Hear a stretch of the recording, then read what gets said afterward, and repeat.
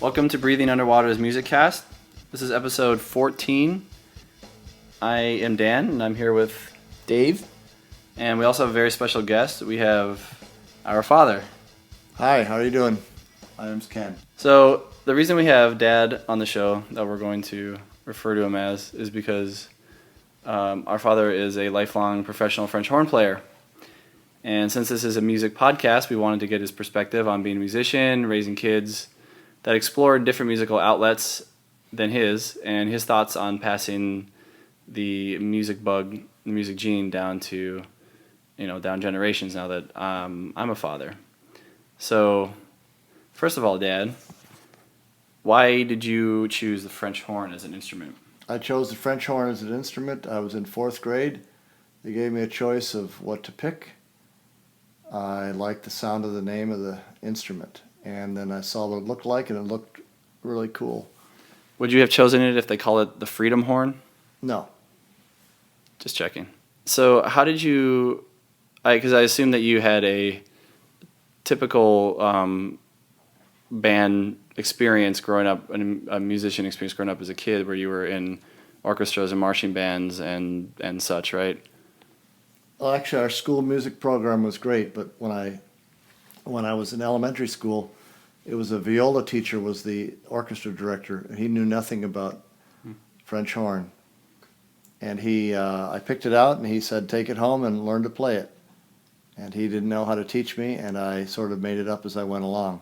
Did you have a private teacher at any point? Not till high school. In middle school, I took from the middle school band director, Bob Calzavera, great, and Joe Klaus were my middle school band directors. They were terrific people, great musicians. In high school, I had a man named Earl Martin, and we did a lot of symphonic music, really good stuff. Marching band, we were pretty light on the marching band where we're from. We did some of it. Never liked marching myself.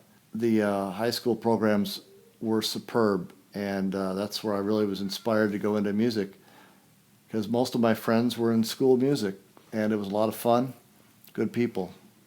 I had a great time. So how did you transition from being just a music lover and a student to being a professional? Well, I went to college. I auditioned at a couple colleges in New York State and ended up going to Eastman School of Music in Rochester, and was with a lot of people my level and a lot of people at a higher level. I had a bunch of curmudgeon-y professors. It was a whole change from high school, and started playing professionally. Probably by my sophomore year of college, I was playing with the Buffalo Philharmonic as a young substitute, and we went to Carnegie Hall a number of times. At the time, the conductor was Michael Tilson Thomas, famous conductor who's very famous now with the San Francisco Symphony. Went on from there. It was very exciting to do all that as like an 18-year-old. Did you always know that that's what you were going to do? Was that pretty clear, or did you have... Well, that was my main aptitude, and I was a little intellectually lazy, so I didn't really want to do science, didn't want to do math. They didn't interest me too much. I liked English. I could have been doing something in English or humanities, but the technical stuff didn't interest me at that time. And music was something I did very well, so I just went with it. I didn't think about it too much like you guys did. I didn't take years to decide. I just liked something and just went with it, and I'm still with it. Did anybody try to talk you out of this, especially parents, professors, other people in your life that thought it was a bad idea? Because you hear that a lot, or I heard that a lot being an art student, that the whole starving artist mentality or a sentiment. Adults were always, oh, it's cute that you're going to art school, but you're gonna have to get a real job at some point. Did anybody give you that kind of sentiment as you were going into this? Well, growing up in the '60s and going to college in the '70s, I don't think we were quite so precious about all that stuff. My folks were involved in their own life saga, and they sort of took a hands-off approach. As long as I was happy doing something and not getting into trouble, they were cool with it. The only negative comment I remember is from an uncle of mine that said, "Well, that music's all fine and well, but when's he going to go out and learn a trade, like bricklaying or something like that?" But no, nobody really. Everybody knew it was tough, but we just did it. I mean, that's what we thought we should do. Were your parents pretty supportive of you doing that? Well, totally. My dad didn't really understand it much, so he just sort of let it go, and my mother was totally supportive of it. So far, in what capacities have you worked as a musician? What kind of gigs have you had over the longer periods of time? Well, a little bit of everything. I mean, I played with symphony orchestras from the time I was about 18 till now I'm 56. 7.5 years in a couple the military bands, premier military bands in D.C. About 4 years off and on with touring Broadway shows. Taught at the high school and elementary level a bit. I'm in the 5th year of teaching at a college, a private college. So teaching, performing, also chamber music work, playing solos and recitals, but mostly large groups like orchestras or professional military bands and Broadway shows. And it was called freelancing when I for about 20 years. I mean, it was, you get a phone call, you do a job. You get a phone call, you do a job. And so played for all sorts of things. Andy Williams, Bernadette Peters, South Pacific, whatever gig came in, you played it. So where has your career taken you over the years, geographically speaking, and otherwise? Well, geographically speaking, I started in Buffalo and went to school in Rochester. I've been all over the country. I lived in various cities, Chicago and Washington and Baltimore mostly, but I've toured all over the country with the Army Field Band, with the United States Marine Band, and with the Baltimore Symphony. I went to Europe with Baltimore a few times and played West Side Story and another show, can't remember what it was, over in Europe. Oh, I'm sorry, China. With the Baltimore Chamber Orchestra, we went to Suzhou, I think it's somewhere near Shanghai. We played a week. We played New Year's Eve activities. We were the New Year's, the famous Viennese stuff. We played for an all-Chinese audience for a week. And that was awesome. Do you feel like you would have gone to these places if you hadn't gotten into this profession, that you would have seen so much of the world? I don't know that I would have been open to it. I don't know that I would have thought about it. It opened my eyes up to a lot of things, traveling-wise. I have done some traveling outside of touring with music, but 10% of it I think has been on my own, and 90% of it's been paid for by whatever group sent me on the road. So, no, I've done a lot of traveling because of the profession. It's been great that way. Would you change anything about your career if you could go back and do it differently? I think we all would, of course. I mean, you make different choices, probably within the same career. I would have gone back and gotten a doctorate a lot sooner. Or I don't have a doctorate. I would have gotten a doctorate. No, probably would have reacted the same way and done more or less the same things. I might have done some things smarter. But it is what it is, and you are where you are. So I don't have any particular regrets about it. It's the way it comes out. And in music, I'm lucky to have been employed from age 18 to 56, pretty much steadily in music. I've done some other things on the side, but never starved, able to raise a family. You make your choices and you stay with them. So how do you feel when you play? You've been doing this for a really long time, and a lot of people, get very routine in whatever their profession is. Do you feel, is this an emotional experience for you? Was it at one point and is not now, or is it still, or has it always been kind of a technical thing? Because Dave and I have grown up watching you practice for 3+ hours a day. Well, there's the technical stuff happens, of course, mostly in the practice session. You worry about that a little bit when you're rehearsing, but performances sometimes they can be, at the worst they can be routine and just you're sort of enjoying doing it, but you're just doing it. Most of the time it's it's fun doing or totally involved. And every now and then you're really on the spot, and it might be a little bit nervy, but you get to the end and you realize how exciting it was the whole time. It's a real great ride. When I first started out, when I was 17 or 18, playing with Buffalo and going to New York City, yeah, it was a real rush. It was like nothing I'd ever felt. You have to create challenges for yourself and get excited about it all the time you do it. I don't find it routine or humdrum. I'm not burned out. I actually like getting up in the morning and looking forward to what I'm doing. Sometimes rehearsing can be, depending on what the situation is, rehearsing can be the only slow part, but performances are awesome. You have to be on the whole time when you're performing. And whether it's, shows, which I used to do, or sitting in the pit, or most of what I do is on the concert stage now, you've got to be on, and it's not like going through the motions, going to work, checking in, and then checking out. It takes a lot, but if you can keep enjoying yourself and not being burned out by it, keep finding challenges for yourself, and I guess it's keep learning all the time. It's a lot of fun. I mean, you're totally involved. It's hard to say. You're in the moment the whole time. That's why I keep doing it. That's really interesting to hear you say that, because I think from our growing up experience, we've seen you put a lot of pressure on yourself. You get very frustrated when you miss notes, and you seem very anxious before you go to a show. So it is something you do enjoy, that you still have a passion for. Of course, and a lot of the anxiety isn't in performance or after performance. It's before. It's leading up to it. And then once you're engaged in it, you're there. Then it's the good part. That's why you're there. Obviously, we can all get better about putting less pressure on ourselves and not having any anxiety.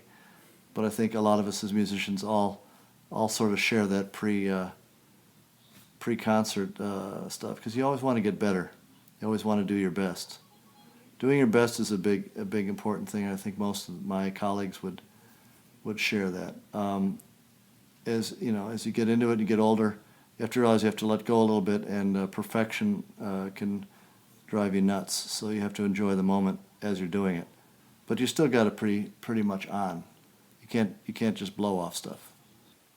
So you've been in the classical biz for a number of decades now, and I'm sure you've seen it grow and evolve.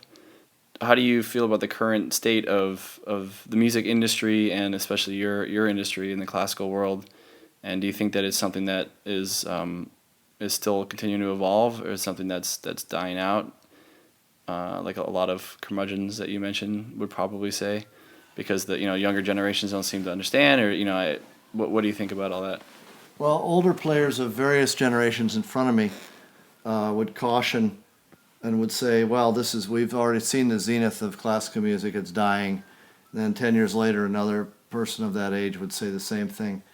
I think financially it's rough for the industry. It's really shrunk down the last few years. I think it's going to survive in one form or another, but everything has to keep changing, and we have to be flexible. The way I've survived is keep evolving as the scene has evolved. I used to do jingles. They disappeared when everything went electronic. I do some limited recording, but it's more band demos. Broadway shows have shrunk down the number of people they use, so there's less of us needed. Ballet went down. Opera has shrunk. Well, they still exist, but not the major source of employment. Symphony orchestras seem to still be a good, viable model. Classical music is very well liked and accepted, but you have to understand, in the music industry, which is a fairly small industry compared to some other industries, the music industry is a small industry, and the classical music industry is a tiny little cog in the music industry. It's always been that way. It's always going to be a small fraction. I think it impacts a lot of people's lives and touches a lot of people who have no clue what's really going on. Every movie you go to, any restaurant you go to, I mean, there's always music. people do go to concerts. I think the whole classical music field has to change and evolve, or it will stagnate. But we just keep evolving. Those of us who want to survive, we keep changing what we do and how we do it. Try to get better at what we do. Maybe try to do more things within the industry to keep going. It's going to keep going, and it influences a lot of other things. Do you think music is important in general, or is it a frivolity? Of course, it's important. It's important just as any of the arts, visual arts or writing. This is what makes stuff sweet. I mean, otherwise, if we strip it all down to just the bare subjects, what keeps a lot of kids in school and interested is all the extra things that they do in school. Not just the sports. Everybody's not a sports person. The sports are great, but music, art, humanities, all those other things that people deem unnecessary are actually quite necessary for a decent civilization. In other parts of the world, like Europe, music's not so much under fire all the time. We seem to use it as a political football. And I think it has a very positive impact. Keeps kids interested, keeps them in school. Does a lot for a lot of people. We have to keep it in perspective, what it is and what it's not. It's certainly necessary. It's certainly essential, yes.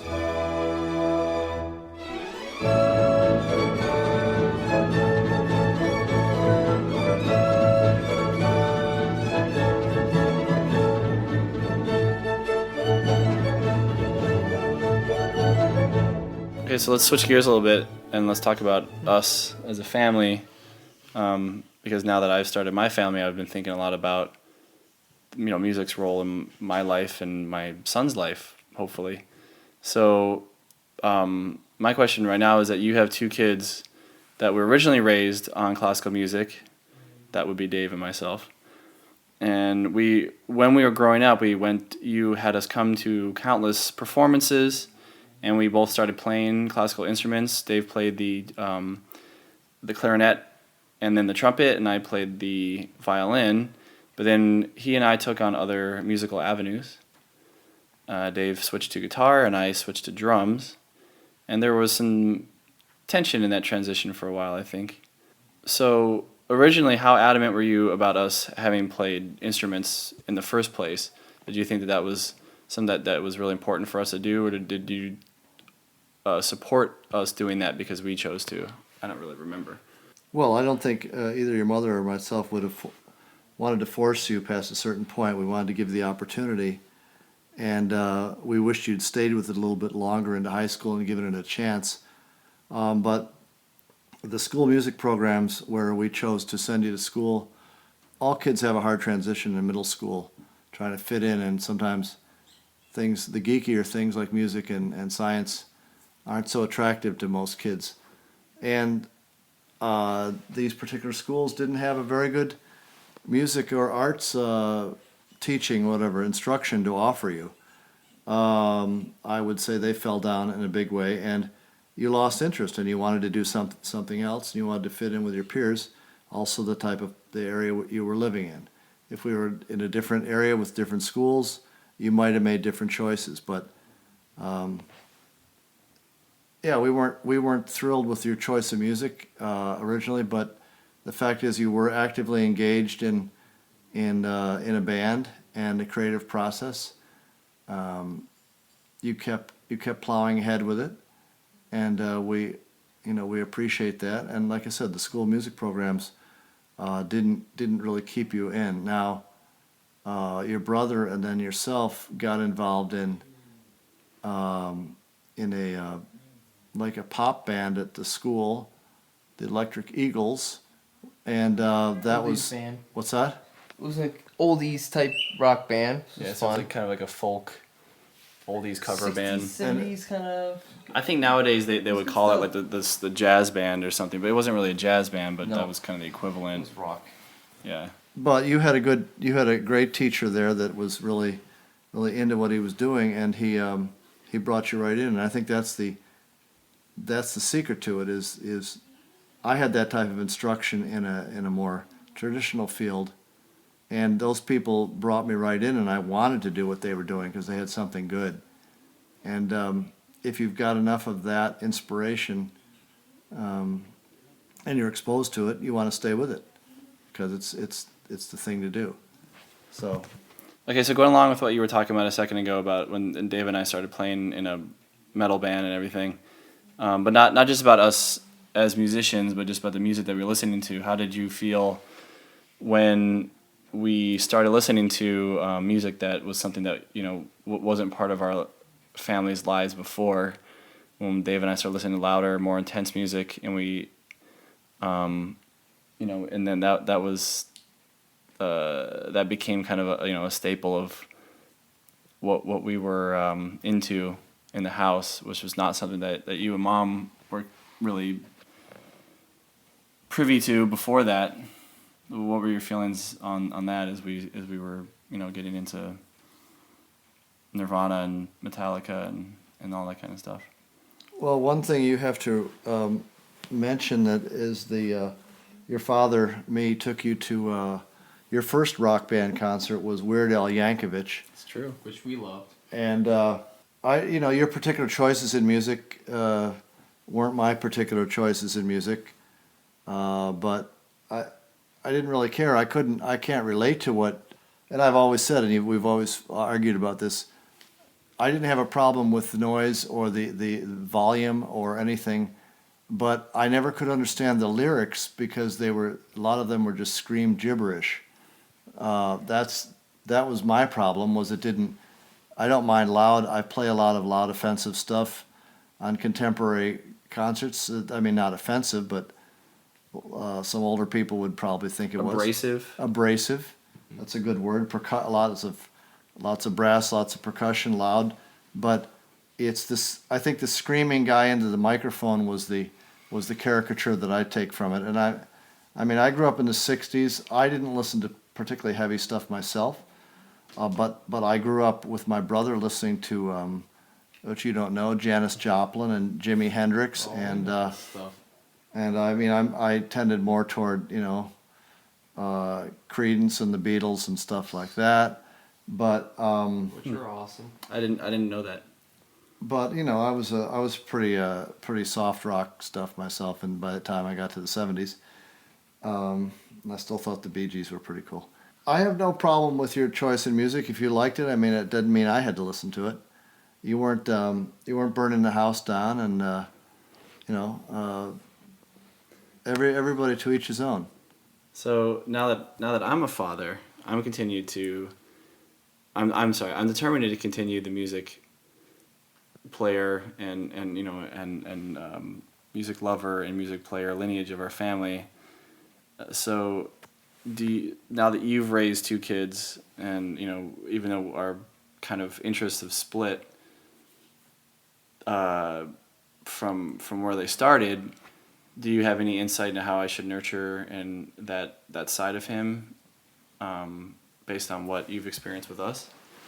Well, sure. One mistake one disconnect that we had, and one mistake that I think you guys made, is when you jumped from classical or band music to rock, you left all the pedagogy behind. In other words, you didn't learn to read or compose particularly. You both are still a little lean on that, correct? Yep. You learned to play your axes, as we would call them, but the reading and writing the music is essential if you're going to be a complete musician. So even if you're doing heavy metal, you should have some idea. I know I've done recording sessions with people that all they could come up with was a tune, but they couldn't write it down on paper, and they didn't know how to transmit it to me, so I couldn't record it for them because my skills were about reading and writing a piece of music, and theirs was just something they conceived of in their head. So you have to be common in the language. So what I would say, with your own kids, is try to keep them in some type of music lessons or school music as long as you can, so they can learn how to do all these things. Whatever instrument they want to do with it later, what they want to use later is fine. Whether they be a singer or I would say that many of the famous rock guitarists out there do know how to read and write, and they know chord structure, and they know what should follow what, and they're not just doing it randomly.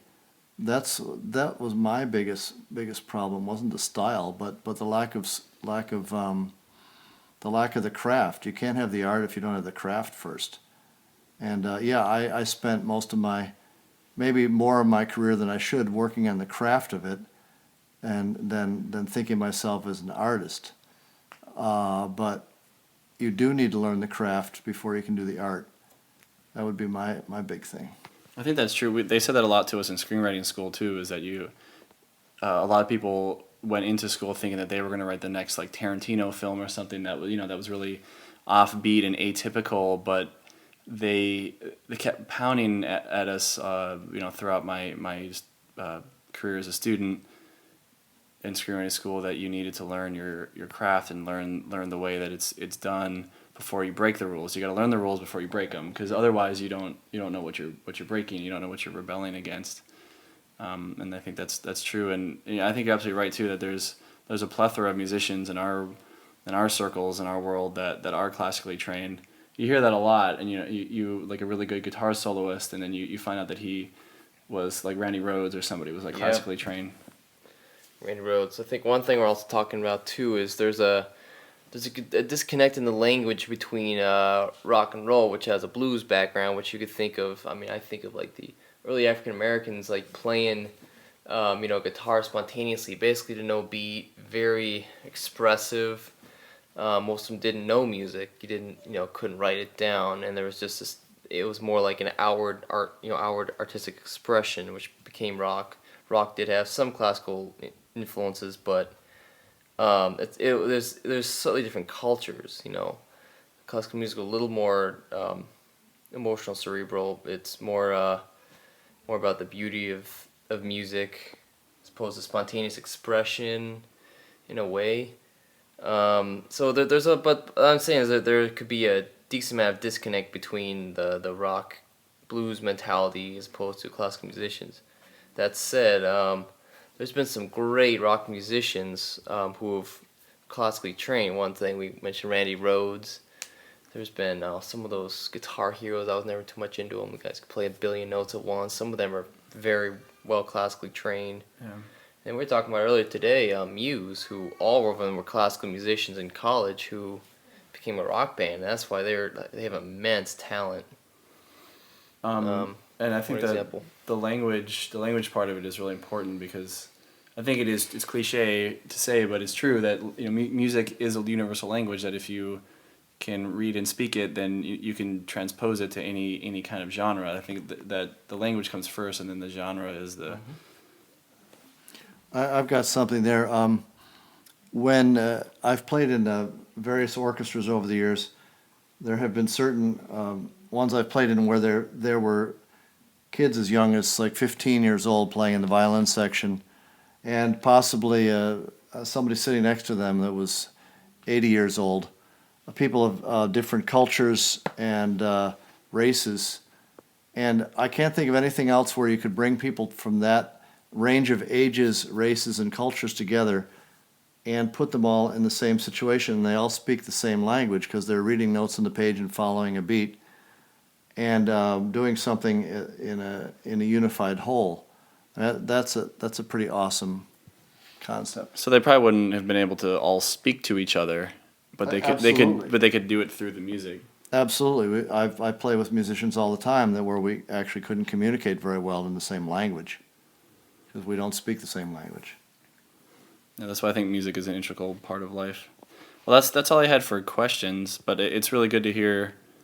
There's just a lot of things that I don't know about you, Dave, but I just never asked or thought to ask, because growing up, it was normal. It was just normal that you were a professional musician, and to the outside world, a lot of people would say, a professional artist, a freelance artist. Mm-hmm. But when I went to art school, that's when it hit me that our lives were a little atypical in that regard, because the majority of kids that I met, my peers, when I told them what you did, they were kind of jealous and they were really interested in the fact that we grew up with somebody that could understand the desire to go to an art school, because a lot of these kids went there with that, like I mentioned earlier, their parents trying to talk them out of it, because it's like, oh, you can go into crafts or painting or filmmaking or something, but someday, like that person told you, that you're going to have to learn a real trade. You're going to have to get a job back in the family store, or be an accountant, or do something where you can make some real money, because this art thing is not.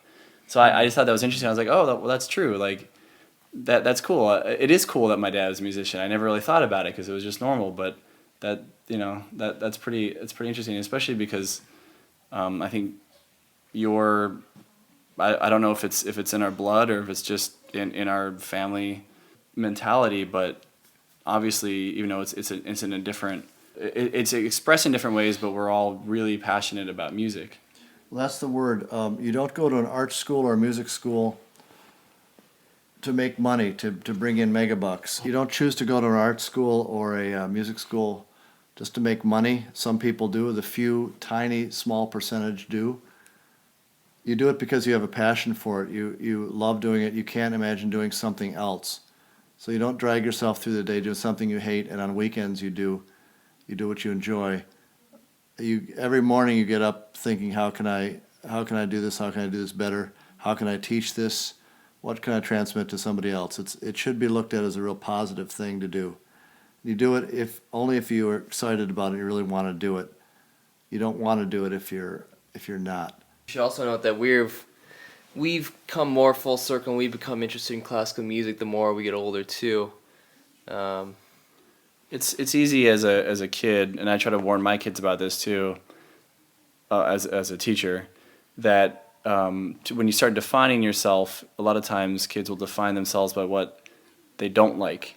And we definitely did that. We were into this but not that, and that's what kind of made, and then that thing that we weren't into was, in our eyes, was bad, or didn't live up to the same. So definitely, I think it's a maturity thing, but it's also a perspective where you're able to not pass judgment on something just because it's not what you like. And I think that happens a lot, especially with young people, that they tend to pass judgment on something when it's something that they don't like, and they forget that it's a matter of taste, and that it's okay that somebody likes something and somebody likes something else, and those both things have equal value, but they're just, it's just a matter of perspective. But I see that a lot still in the comments that I read on message boards, and music news sites and blogs and things where people are battling back and forth about what this sucks and that, because this is better, or, like this band is way better than that band, and it's all subjective.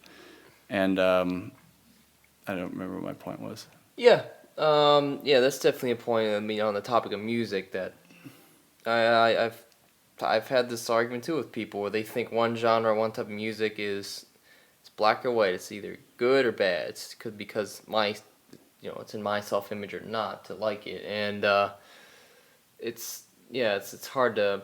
Cause your ear is so subjective with music, and I've been guilty about ranting about stuff too that other people may like, but it's not either or. It's not my tastes or not. It's things are relative. So just to wrap up, I'm just glad. And thank you for coming on, Dad. So I'm glad to get your perspective, because I think your perspective did help shape, in the end, once we matured, help shape our perspective on a well-rounded music appreciation. It just took us a little bit longer to get there. So thank you. Well, you're welcome. Thank you.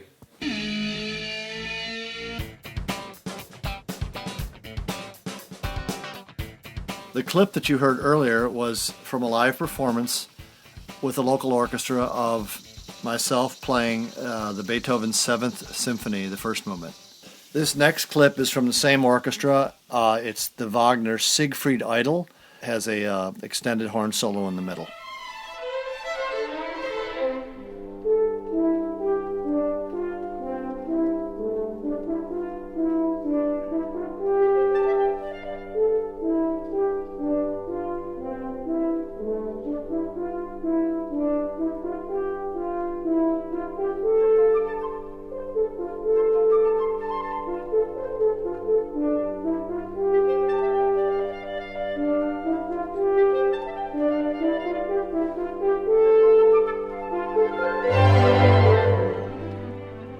And the final piece is the most famous horn solo in the orchestra literature, the Mendelssohn Nocturne from A Midsummer Night's Dream. And it is one of the longest, most extensive horn solos written.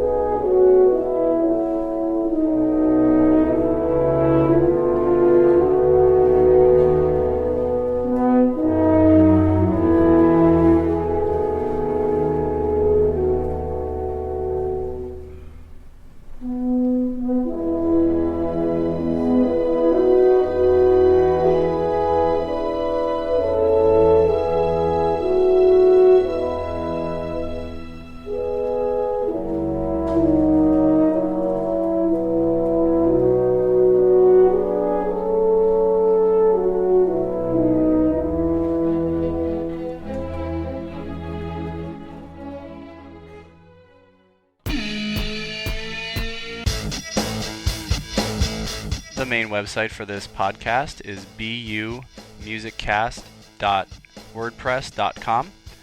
Please leave us feedback there in the comments section, or please email us at breathingunderwater1@gmail.com. You can also follow us on Twitter at breathingunder, but I'm only really going to post when we have a new episode available. Other than that, there's not going to be much other web presence for now. I'm just trying to keep things simple. So if you need to contact us, WordPress or email is probably the best bet. All views and opinions expressed in this podcast are those of the persons expressing them and have no relation to the companies, artists, or bands discussed. In addition, the participants of this podcast claim no rights or ownership of the musical media, songs, sound clips, etc. presented in this podcast, which are solely for promotional purposes. If there are any issues with any content presented in this podcast, please contact us and we'd be happy to take care of it. So please do not sue us or be a hater. Thanks for listening.